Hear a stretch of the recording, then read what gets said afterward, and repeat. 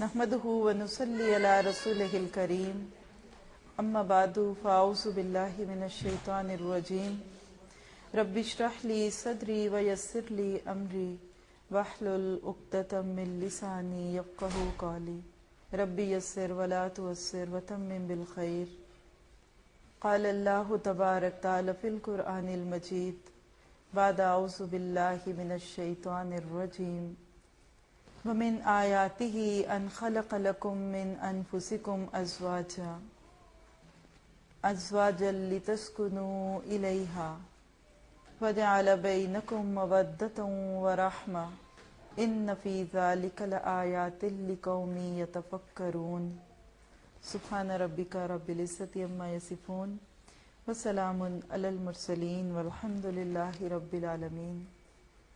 हर किस्म की तारीफ़ अल्लाह वहदहु ला शरीक के लिए है, जिसने हमें आज मौका दिया कि हम उसके कलाम से और उसके नबी सल्लल्लाहु अलैहि वसल्लम की अहादीस की रोशनी में एक ऐसे मौजू पे बात करेंगे कि जो हर औरत का मसला है, हर बच्ची का मसला है, हर मर्द, हर लड़का।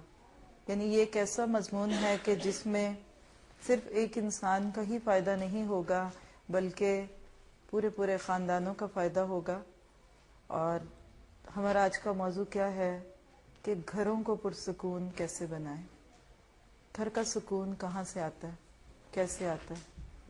क्योंकि आज के दौर में मैं देखती हूँ कि जहाँ हमारे पास खूबसूरत घर हैं, लेकिन वो इमारतें तो खूबसूरत हैं, लेकिन घरों में रहने वाले आपस में खुश नहीं। खाने के लिए चीज़ें तो बहुत हैं, लेकिन खा नहीं सकते। दिलों के अंदर वो मोहब्बत नहीं, वो सुकून नहीं, वो खुशी नहीं जो वाकई घरों को जन्नत बनाता है। एक नारा हम सब ने बचपन से सुनते आए कि मेरा घर मेरी जन्नत, होम स्वीट होम। लेकिन असल में घर कौन सा जन्नत नुमा घर होता है, इंशाअल्लाह ताला आज हम अपनी इस नशिस्त में देखेंगे। और फिर इसकी रोशनी में हम देखेंगे कि क्या वाकई हमारे घर जन्नत हैं, और अगर नहीं है तो जो पॉइंट्स हम यहाँ डिस्कस करेंगे उसी की रोशनी में देखेंगे कि कमी कहाँ है, कहाँ पे इस्लाह की गुंजाइश है, और मेरे घर की बेसुकूनी में मेरा दखल कहाँ तक है। अमूमन ऐसा होता है कि इस तरह की बातें सुन के ख़वातीन हमेशा अपने आप को फ्रंट लाइन पे खड़ा कर लेती हैं और हर बेकायदगी और हर बदनज़मी और बेसुकूनी की वजह शौहर को गर्दानती हैं कि चूँकि ये मेरे साथ तामुन नहीं करते। अभी मैंने आपके सामने सूरत ar-rum की एक आयत पढ़ी है। मैं चाहूँगी कि हल्का सा उसका तर्जमा आपके सामने रख के फिर उसके बाद बाकी बात जो है उसी की रोशनी में बढ़ाएंगे। अल्लाह सुब्हानहू तआला फरमाते हैं व मिन आयातिही, और ये उसकी निशानियों में से है। किसकी? अल्लाह की निशानियों में से है। और निशानी क्या चीज़ होती है? बड़ी अहम चीज़ होती है। कोई निशानी होती है तो उसको देख के हमें फलां याद आ जाता है। कोई हमें कोई तोहफे में चीज़ देता है और कहता है कि ये मेरी निशानी समझ के रख लो। क्यों? कि चंद साल के बाद भी तुम इस चीज़ को देखोगे तो तुम मुझे याद करोगे। तो अल्लाह ताला सुब्हान ताला का ये फरमाना कि ये मेरी निशानी है, तो हमें एक सोच की दावत देता है। और वो क्या है कि अल्लाह को याद किया करो अपने घरों को देख के। ज़रा सोचो तो सही, अगर अल्लाह ये जोड़ ना जोड़ता, ये घर ना बनाता, न तुम्हें यहाँ बसाता, तो कौन था जो तुम्हें देता? क्या माँ बाप में से कोई, भाई बहनों में से कोई? दुनिया की कोई ताकत किसी के घर को बना नहीं सकती जब तक अल्लाह का हुक्म ना हो। एक उम्र का तवील हिस्सा गुजर जाता है और घर वाले परेशान रहते हैं, रिश्ता नहीं मिलता। बाज़ दफ़ा बने हुए जोड़ टूट जाते हैं। ये खालिस सरासर मेरे ऊपर भी और आप सब पे अल्लाह की रहमत है कि हमारे घर बने हुए हैं।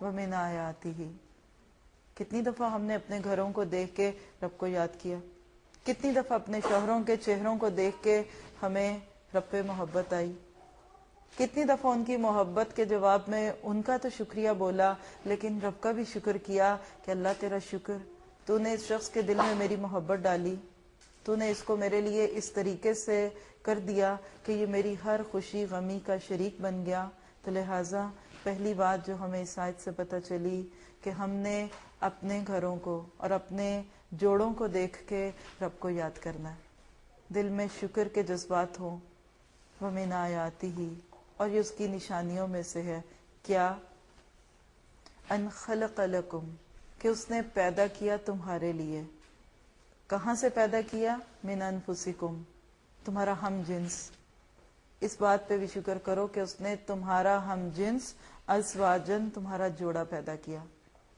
کبھی اس پہ غور کیا ہم نے؟ عورت کا جوڑا مرد، ذرا سوچئے وہ کیا شادی ہوتی کہ عورت کی شادی کسی جن سے ہو جاتی؟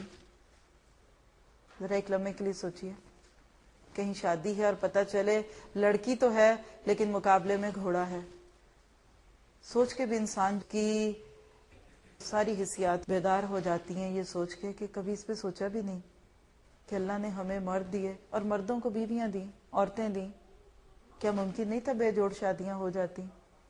اللہ نے تو دیا مرد اور عورت کا جوڑا، لیکن آج انسان جہاں دوسری جگہ بھٹکا، اس نے اس معاملے میں بھی غلطی کی، اور اللہ تعالیٰ کی یہ بات سچ کر دی کہ لَقَدْ خَلَقْنَا الْإِنسَانَ فِي أَحْسَنِ تَقْوِيمٍ ثُمَّ رَدَدْنَاهُ أَسْفَلَ سَافِلِينَ، ہم نے انسان کو بڑی عزت دی تھی لیکن وہ تو نیچوں سے نچلا ہو گیا۔ کیسے؟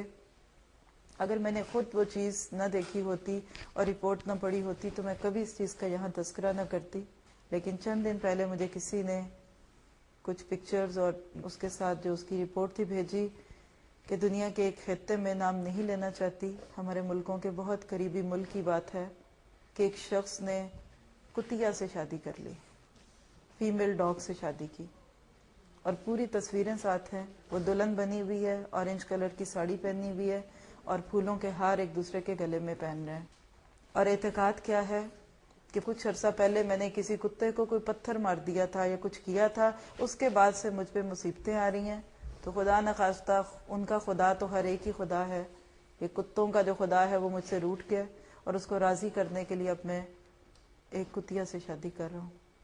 اللہ تعالیٰ فرماتے ہیں خلق لکم من انفسکم، میں نے تو تمہارے نفسوں سے پیدا کیے، تم جہاں بھی گرنا چاہو تو گر جاؤ، لیکن یہ اللہ کی بہت بڑی رحمت ہے۔ ہم جنس، پھر آپ دیکھیے کہ ہم مزاج مل جائے تو یہ تو سونے پہ سہاگ ہے، سوچ ملنے لگے، انڈرسٹینڈنگ ہونے لگے، دنیا کی کوئی طاقت ہے ہماری ساری کوششوں کے باوجود اگر شوہر اور بیوی کے دل میں محبت ڈال سکے، بیوی کتنی ہی حسین کیوں نہ ہو، کتنی ہی دولت مند کیوں نہ ہو، اگر اللہ محبت نہ ڈالے تو محبت نہیں ڈلتی۔ سورۃ توبہ میں اللہ تعالیٰ فرماتے ہیں کہ وَلَوْ أَنفَقْتَ مَا فِي الْأَرْضِ جَمِيعًا، اگر تم دنیا کا سب کچھ خرچ کر دو کہ کسی کی محبت لے لو، تم نہیں لے سکتے۔ یہ اللہ ہے جو محبتیں ڈالتا ہے۔ بڑی حسین صورتوں والیوں کو روتے ہوئے دیکھا، ماں باپ کی اکلوتی لاڈلیوں کو گھروں میں آ کے واپس بیٹھتے دیکھا، ہر طرح کی مثالیں موجود ہیں، بڑی بڑی سگھڑ، بچپن سے گھرداریاں سنبھالنے والیاں، شوہر کو ایک آنکھ نہ بھائیں۔ یہ سراسر اس مالک کی رحمت ہے کہ اس نے شوہروں کے دلوں میں بیویوں کی محبت ڈالی۔ اللہ تعالیٰ تو فرماتے ہیں کہ میں نے تمہارے لیے ایک جوڑ پیدا کیا جو تمہاری ذات میں سے ہے۔ اب آگے اصل وجہ پتہ چلتی ہے شادی کی، ہم سب کی توجہ کی محتاج۔ شادی کا مقصد کیا ہے؟ صرف ایک مقصد دیا اس آیت میں، اور وہ کیا، لِتَسْكُنُوا إِلَيْهَا، تاکہ تم سکون پاؤ اس سے۔ اب عربی کی گرامر کی باتیں کرنے کا وقت تو یہ نہیں ہے، لیکن جہاں اصل میں مردوں کو کہا جا رہا ہے کہ تمہارا بیویوں سے سکون پانا، الیہا مؤنث کی ضمیر ہے، یعنی مجھے اس آیت کا سمجھ کیا آتی ہے کہ ایک عورت جب ایک مرد کے نکاح میں آتی ہے تو مرد کو جو اس سے چاہیے وہ ایک لفظ ہے، اور وہ کیا ہے، سکون۔ وہ سکون کئی رنگ کا ہو سکتا ہے، وہ اس کی جسمانی خواہش پوری کر کے اس کو جنسی طور پہ مطمئن کرنا بھی ہو سکتا ہے، وہ اس کے گھر کو صاف ستھرا رکھ کے اس کی ایک زندگی کے کاموں میں اس کو پرسکون کرنا بھی ہو سکتا ہے، وہ اس کے لیے کھانا پکا کے اس کے پیٹ کو بھر کے اس کو جسمانی طور پہ طاقت دے کے سکون دینے کا باعث بھی بن سکتا ہے۔